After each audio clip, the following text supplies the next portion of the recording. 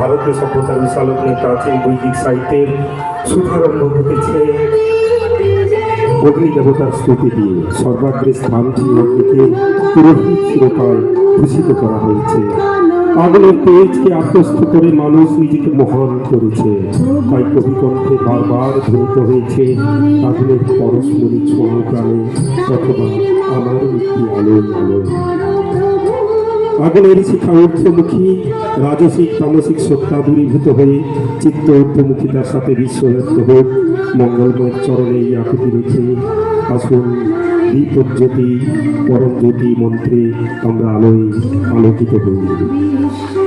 ও দীপজ্যোতি পরম জ্যোতি দীপজ্যোতি জনার্দন দীপ হরতু মে পাপং দীপজ্যোতি নমোস্তুতে শুভং করতু কল্যাণং আরোগ্যং সুখ সম্পদঃ দেশবুদ্ধি বিনাশায় আত্মজ্যোতি নমোস্তুতে আত্মজ্যোতি প্রদীপ্তায় ব্রহ্মজ্যোতি নমোস্তুতে ব্রহ্মজ্যোতি প্রদীপ্তায় গুরুর্জ্যোতি নমোস্তুতে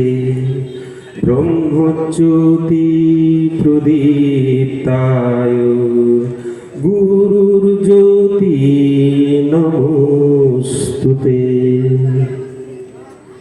সম্পন্ন হলো আমাদের আজকের এই 2026 শিক্ষাবর্ষের